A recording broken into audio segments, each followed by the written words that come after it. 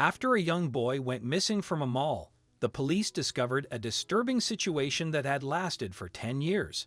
People often say boys will be boys when kids get into harmless trouble. While kids sometimes misbehave, they're usually good at heart. But what happens if a child is truly corrupted? These two boys would soon reveal to the world what it was like to see pure evil in the eyes of someone so young. At Liverpool's Strand Retail Centre on a chilly Friday afternoon, the mall was busy, but something felt off. Two 10-year-old boys, skipping school, seemed eager to grab attention. How had they managed to miss school? These boys were a dark twist on innocence, spending the day stealing small items, mostly paint and batteries.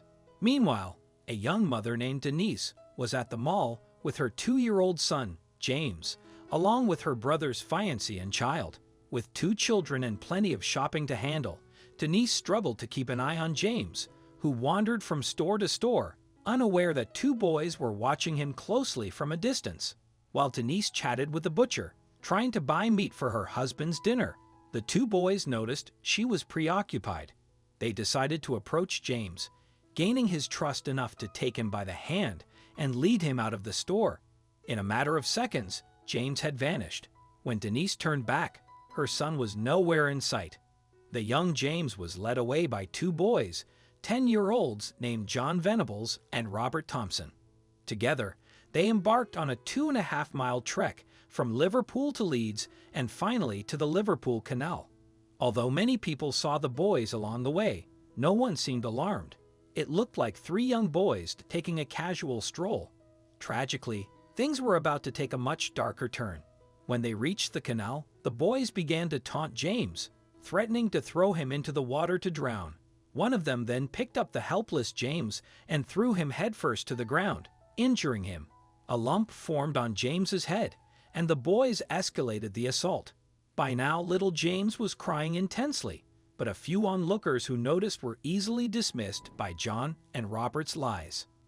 At one point, the boys even considered taking James to a police station and abandoning him there, but chose not to.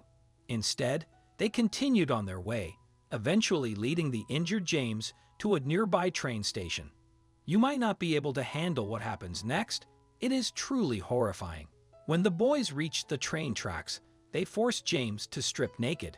Then, they made him choke on batteries and splattered the stolen paint into his eyes. By this point, James was in utter distress, and Robert and John decided they couldn't keep talking to him. Their next choice would haunt them for the rest of their lives. With an almost unimaginable degree of cruelty for boys their age, the two began to stomp, kick, and beat the helpless James. After hurling bricks and stones at him, they found a railroad fish plate weighing 22 pounds. What happened next was horrifying. They lifted the fish plate and dropped it onto James's head. The young boy was killed instantly as the plate struck him, shattering his skull in nearly 10 places. Afterward, Robert and John placed James's body on the train tracks, hoping that a passing train would make the murder appear as an accident. At first, it seemed their plan was working. James's body was struck by a train, breaking in 2. A few days later, a group of young boys discovered his body, initially thinking it was a broken toy. When they realized it was a child's body, they rushed to the nearest police station. Would little James receive justice? His death was tragic and unprecedented, and authorities began investigating immediately. An autopsy confirmed that James had died before the train hit him. His body bore over 42 injuries, so severe that no single wound could be identified as the fatal blow. Fortunately, the case provided the police with ample leads. The most incriminating piece of evidence was the CCTV footage from the Strand retail complex, which showed James being abducted by the 2 boys. The police were shocked, struggling to believe that children could have inflicted such brutal injuries.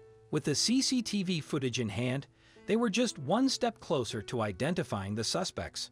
A woman recognized John when authorities displayed photos of him and Robert on national television. She quickly contacted the police, realizing John had skipped school that day. The boys were quickly taken into custody. Due to the severity of their crime, the court chose to try Robert and John as adults, even though they were only 10. The evidence was overwhelming, and both were convicted and sentenced to life in prison, with a chance of release at age 18.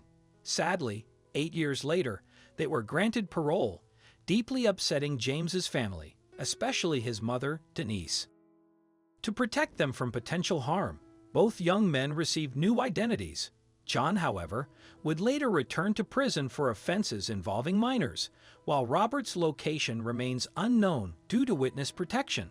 The tragic loss of young James at the hands of 2 children seems profoundly unfair. Though it won't bring James back, there is some solace in knowing that justice was pursued. What do you think of this story? Let us know in the comments section. I hope you liked this video. Please give it a thumbs up and share it with your loved ones. Also press the bell icon to never miss the update from our channel. Thank you.